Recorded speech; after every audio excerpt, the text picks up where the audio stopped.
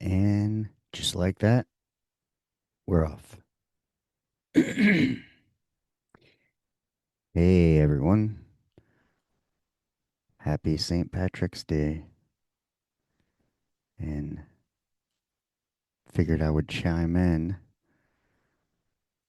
a little word from your favorite Irish Mexican. Yes, I figured I had to chime in. It's St. Patrick's Day and haven't done an episode in a while. So, welcome to another episode of the Men of the House podcast. Let's go. Asteroid of fear.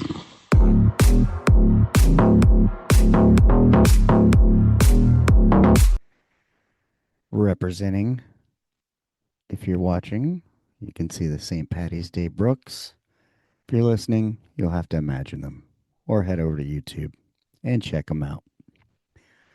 But welcome to another episode of the Men of the House podcast. And let me make sure I'm recording. I am. And oh no, it's not brought to you on a Monday or Unfiltered Friday. I've been on sabbatical a little bit, taking a little bit of a break, and I just felt awfully inspired today. Watching a little bit of Gary V earlier, and thought I should drop a word. And also being St. Patrick's Day, you can see I got my green. But also St. Patrick's Day because a little bit like St. Patrick's Day, I think I've often felt misunderstood. So let's start off by talking about St. Patrick's Day. What on earth is it? Why do we celebrate it? Well, St. Patrick is the patron saint of Ireland, who is credited with spreading Christianity in the country. Originally a religious feast day, it's evolved into a broader celebration of Irish culture, featuring parades, wearing green, and various festivities. Hmm. Yeah.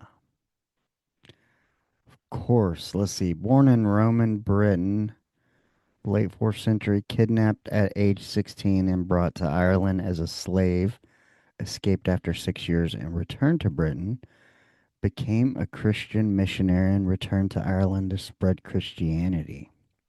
Contributions credited with converting many Irish people to Christianity. This one I like. He used the shamrock to explain the Holy Trinity and became a legendary figure, leading to his recognition as Ireland's foremost saint. Well,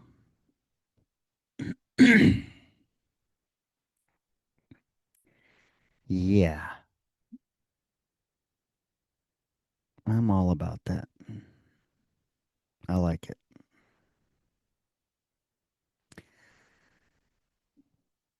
I kind of wanted to know. I was like, what is St. Patty's Day? Why do we celebrate it? It's kind of what I woke up thinking this morning. And then I thought, kind of like tied it into it's misunderstood, you know, a lot like myself.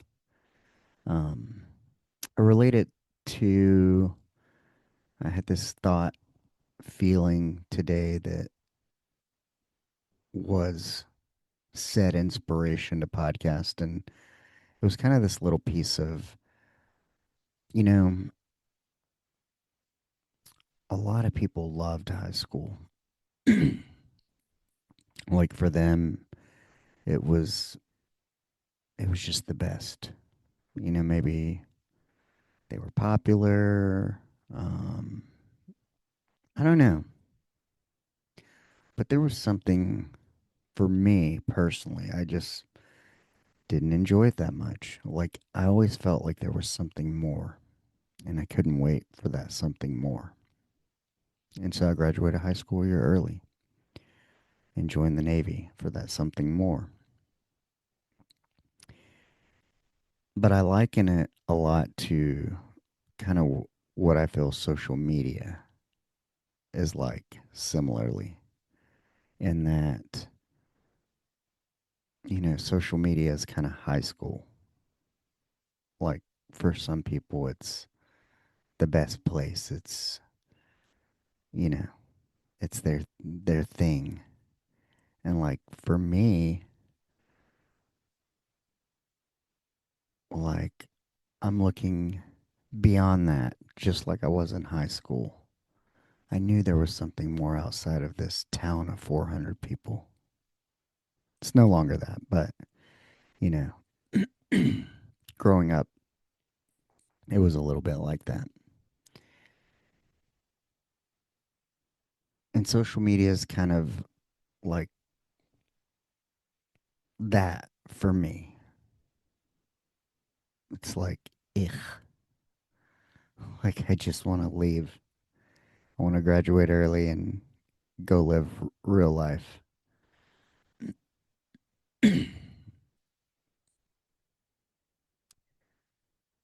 But yeah, that was kind of my inspiration to come on and podcast today, was having that feeling of, it's hard for people to understand.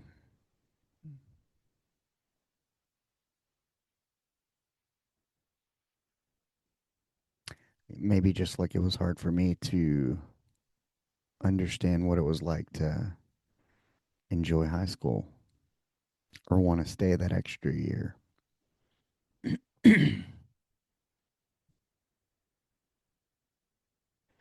And it's not that I was unpopular, just different. I've just always felt like there was more. I've always felt like we're getting it all wrong. We're placing importance on the wrong things.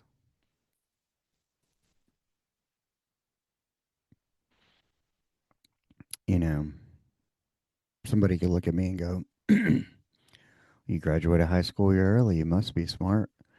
No, I just did the work. I like I didn't feel like there was anything special about me. I just did what was required to be done in terms of school. You know, the people around me, I felt like what I could see visually was maybe they just didn't care, didn't try. It just wasn't as important to them. And maybe that's why they didn't do as well. But that was kind of my take on school and, starting being able to see kind of the discrepancy in, hey, the world says this is important. This is important. And, you know, you grow up to realize, I mean, I felt like I knew a lot of it was baloney or bullshit, but I think it's like a trusting of self type of a thing. Because I was always kind of a rule follower, people pleaser type of a person. Um, I always felt like, no, like I know better. I should trust myself. But because I was like that kind of person, 100% susceptible to being manipulated, especially if I thought it was on the side of right. Huh. Yeah.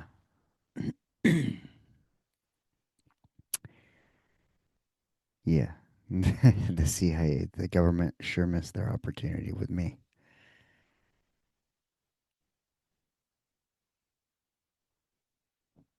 thankfully. Because I was a very moldable person back then, very patriotic. I'm still patriotic, but just not as moldable. But it's kind of like, you know, my frame of reference has come through my experiences, and that tug of war within me was always because of, you know, parents, society saying, "Hey, this is important. This is important." But then me internally kind of knowing like, no, this is not as important as you say it is, or we think it is. I don't know if I said this or I know I thought it, um, but I can't remember if I said it in another episode that, you know, well, if your purpose here is to, let's say you invent something that makes things better, but we as humans will find some way to fuck it up and use it as something destructive. I mean, wasn't that the whole like Oppenheimer theme? Like, yeah, you get energy, but we use it for destruction. AI, almost everything we touch. Well, I mean, it makes sense. Don't eat the apple. We just can't help it. Yeah. Yeah. And so I think because of that, my perspective has always been all that's less important. And relationships are the most important thing.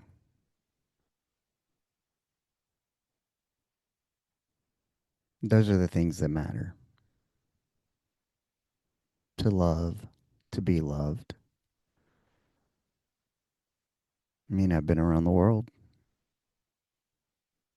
a lot of places, different cultures. I mean, I think, isn't that what everybody really wants? Love, connection. I mean, from somebody who's homeless, sleeping in the street under a bridge somewhere, to even a billionaire like Jeff Bezos, Elon Musk.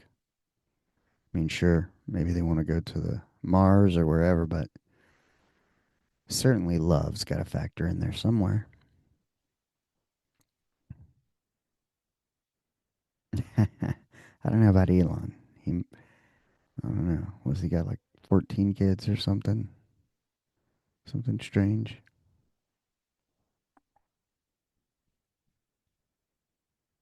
But he's more practical. He's just creating offspring with his genetics.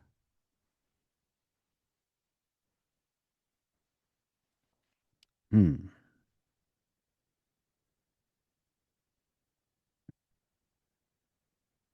But surely Elon feels.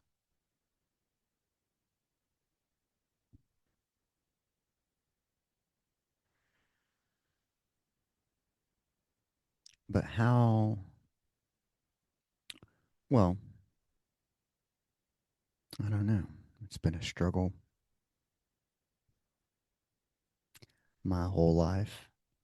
But then it's like, what, you have the pandemic, the curtain gets peeled back, and you're like, aha, I knew it. Everything I knew all along.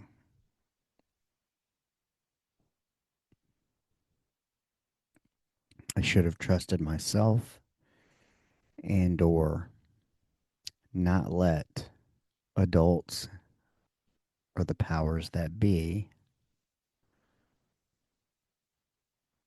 manipulate me, gaslight me into making me think that I'm not right. So, yeah, more self trust. The same way, we were the first people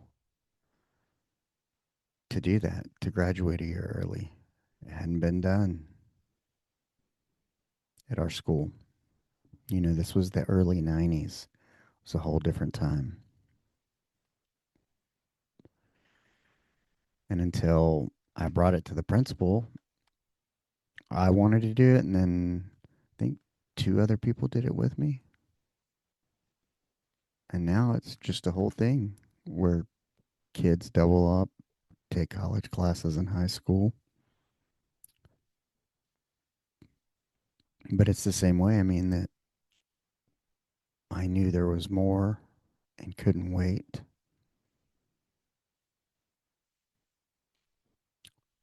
I feel like social media is kind of the same way for me, like kind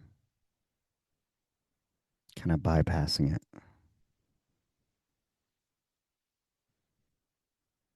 That, I can be on there. Kind of like I'm in the yearbook. But that's just a snapshot. There's much more to me than that snapshot. The curly hair, the blue shirt, the tie from my junior year. I was wearing green pants that day. I remember too. Green gerbots, black Rockports, the blue shirt, the funky tie. Yeah, I remember that. How interesting. Because those pants were a darker shade of green, much like this one I'm wearing currently.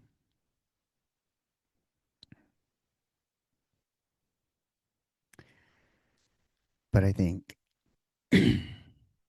just like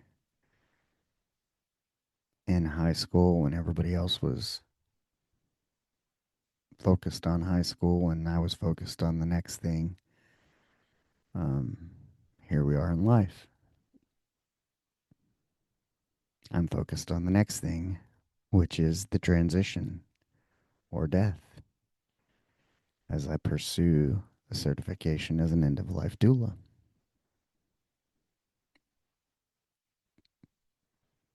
which is partially why I've taken a little bit of a break. In this training, I just got done with clinicals, Q&A, and the clinical part, not so. I'm pretty used to that. It's the business sprint side, like that's more the uh, harder part, the commitment part of it, I guess you could say, making it official. But yeah, it's been interesting. I mean, the clinical stuff is as expected. Takes me back. A lot of remembering a buck, um,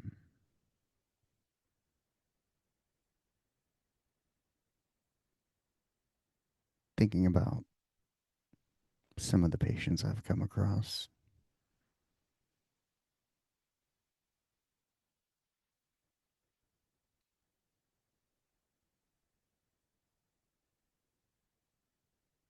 But yeah, you spend a lot of time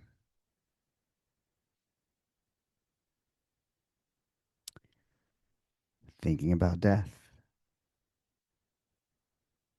which in turn should show you how to live life,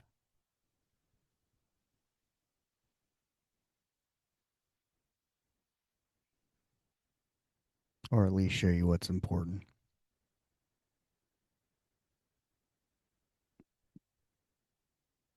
which we'll go back to ding, ding, ding relationships.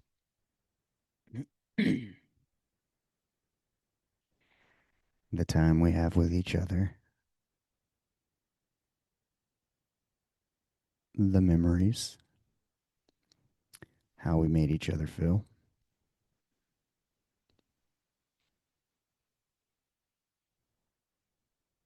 That's what it's all going to boil down to.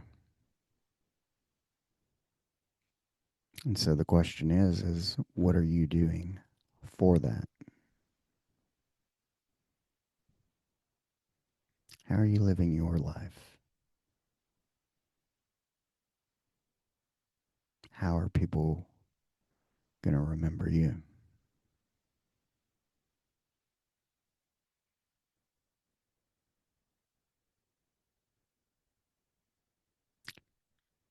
Now, I remember yesterday, my wife was cleaning for one of the clients, and she asked me to come over and help move this rug.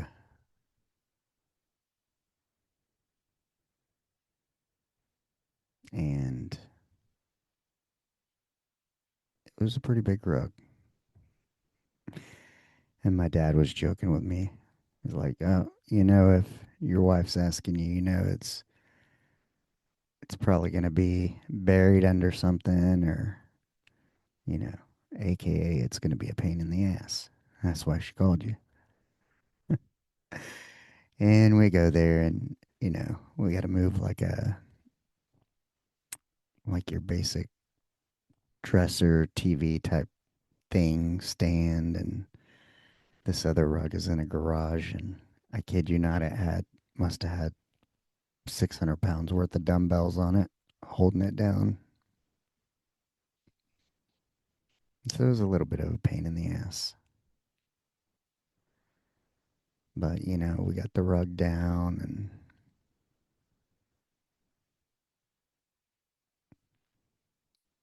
at the end of the day,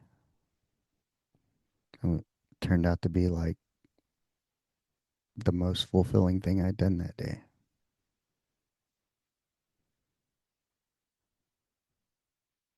was something for someone else.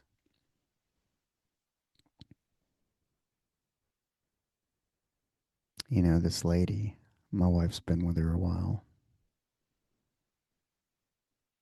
Her husband passed away, and she's moved from a house and now living in like a mother in law suite in the back of somebody else's house.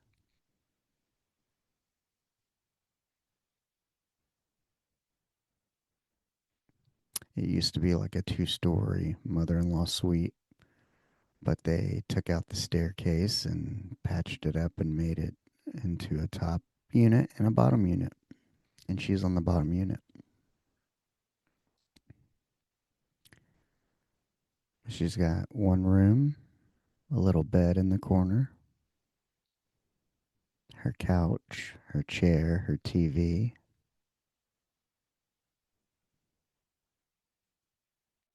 and her rug.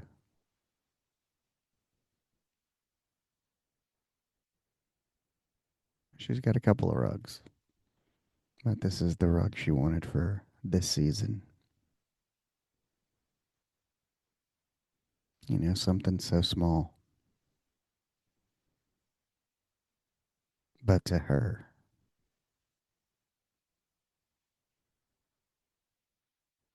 where she is in her life, with everything she has, my wife being there for her, us being able to put that rug down, that was everything. She's like, I don't know what I would do without y'all. You know, and my wife takes her food and stuff like that sometimes. And it was the same one of our clients, he fell, and I had to take him some stuff as he's in rehabbing up, and was able to take him some of his favorite candy bars as a treat. And when I went to visit him, because he asked me to go grab him some extra clothes and stuff. But you know, these people that don't have anyone, or the people they do have, like whoever the person was who come out when we were pretty much done with the rug, and oh, y'all need some help. You know, those kind of people. Everybody knows. Just make sure you're not that person. Yeah.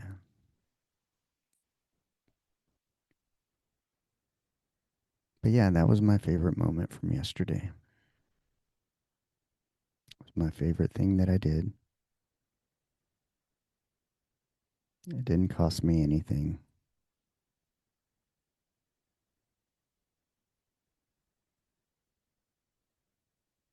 but what it offered, what it gave in return.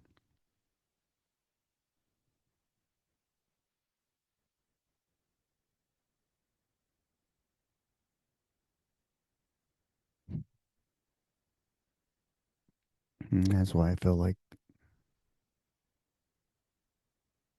we've gotten things so twisted.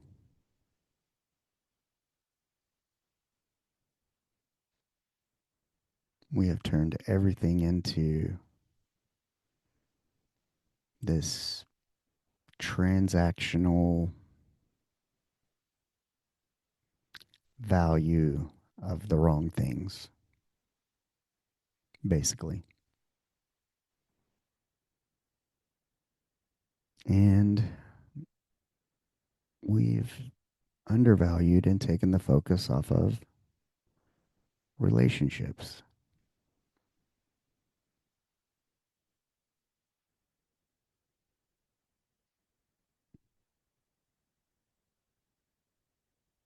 I mean, I know what I got, the amount of fulfillment I got from doing that for her yesterday. Isn't that enough?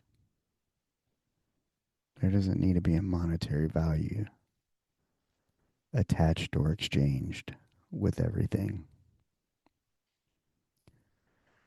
nor does everything need to be recorded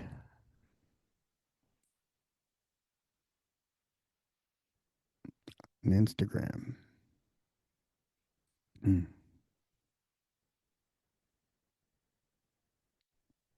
And I didn't even really have to say it here, but I only brought it up for the purpose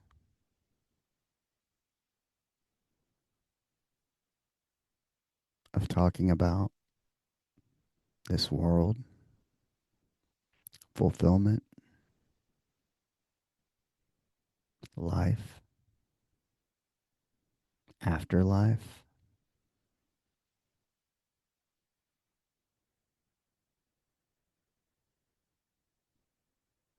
Part of living a good life. Oh, there's part of having a good death or a good life, a good death. Kind of synonymous in that, you know, you don't want to be on your deathbed trying to tie up a bunch of loose ends. So it's like if you need to tie them up now. And or just keep them tied up so you don't have to at a later date.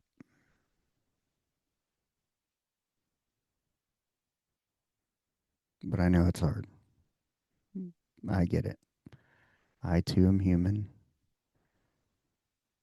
way imperfect. If we could just keep our shit lined up and tight, we wouldn't have to regret, make apologies or any of that down the road. But we can try. We can give it a good college effort. The old college try.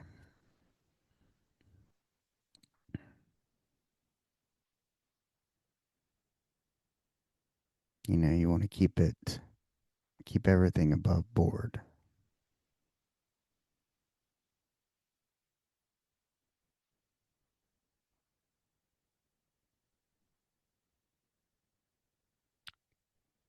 Because, I mean, what if you don't get the opportunity?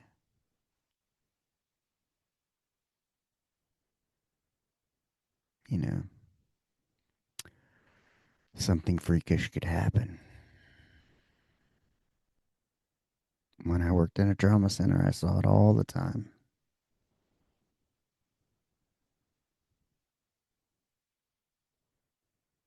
That's why it's so important that if you can stay above board, keep everything right, when that time comes, you're okay. And of course, as I continue on this journey, that'll become more of the focus as we get into peace of mind planning sessions, which is what I'll be offering. And that is essentially sitting down and taking a look at everything and deciding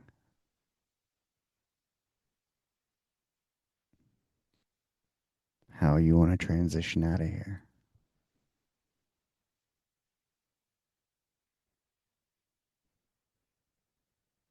And by going through that,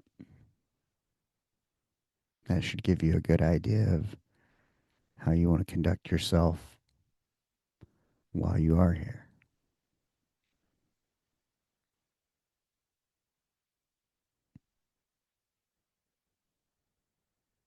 which seems to get missed quite a bit.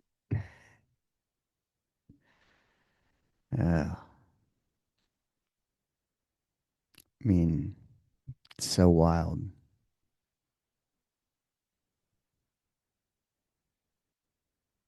because social media, huh, so weird.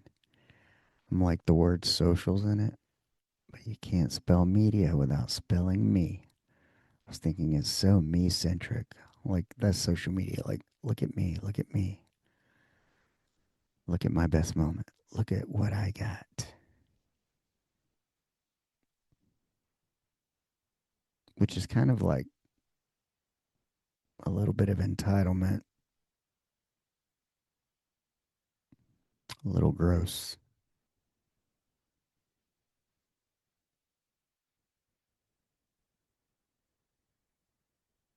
which is the way of the world a little bit.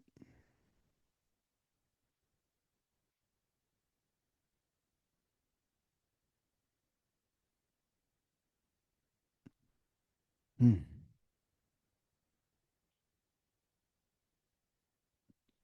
Yeah, not in a good place. I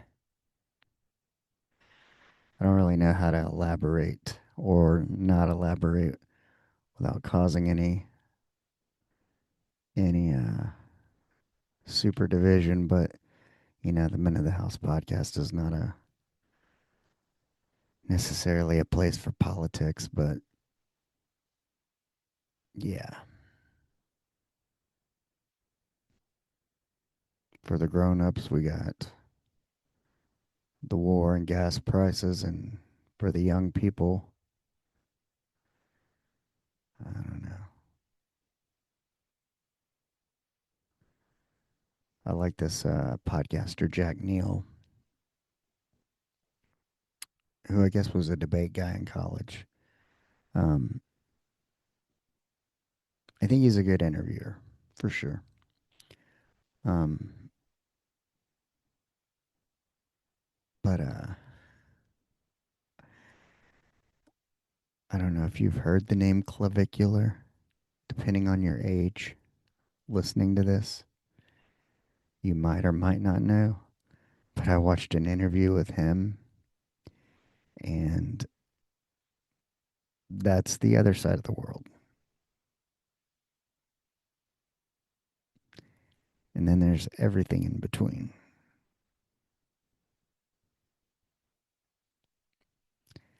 So you could say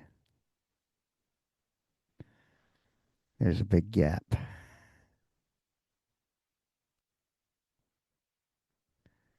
Yeah,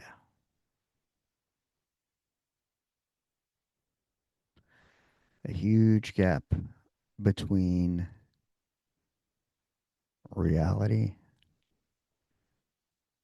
and, hmm,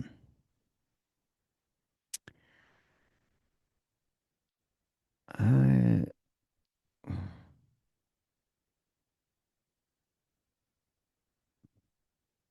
maybe the word is influencer,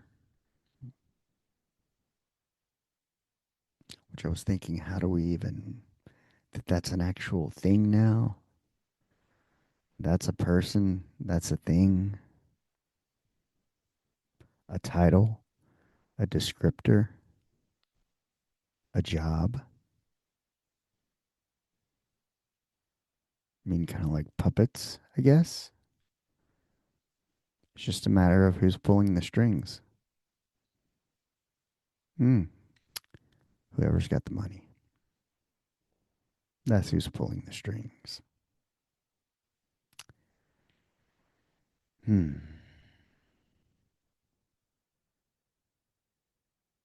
It's where it always boils down to.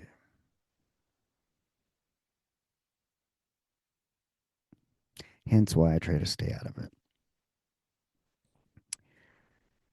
I'd prefer to remain more like a myth or a legend, kind of like a Bill Murray or Woody Harrelson.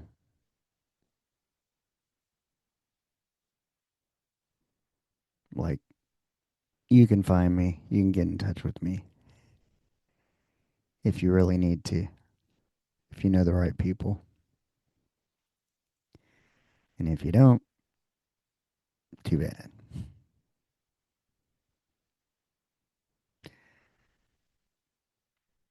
But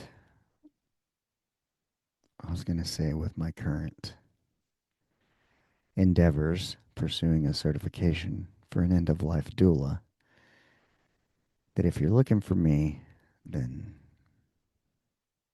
things may not be so great for you.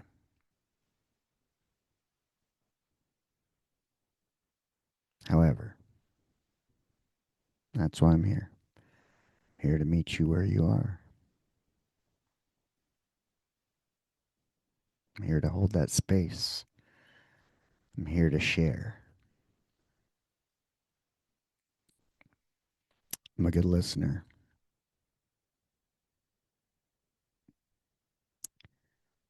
Big empath. Almost to a detriment.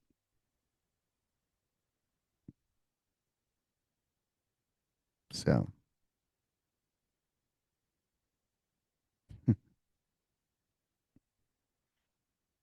mm, you'll have to ask yourself, Do you really want to get to know me?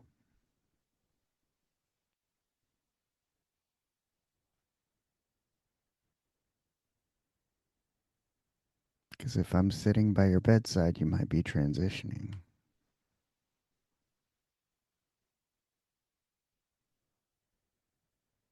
But if nothing else, I promise I'll try to make it fun. Or at least help you to remember the best. The things that light you up.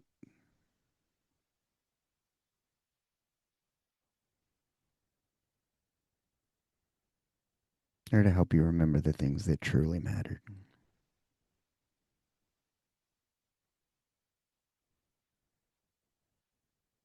But if you're listening to this, let's not wait until then. Let's start now on being the person you want to be. That way, when I am sitting next to you, there's not a lot to shore up, but maybe a story to tell, some perspective to offer.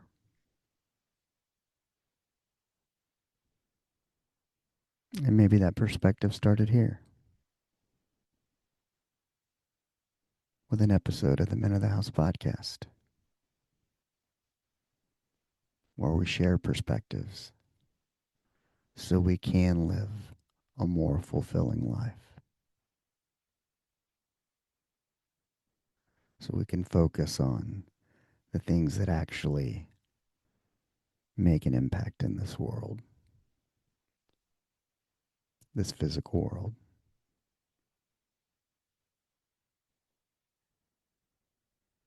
So, like I always say, and it's never more true than ever now, but go out and be the person that you want to meet. Till next time, peace. Let go. Asteroid of fear.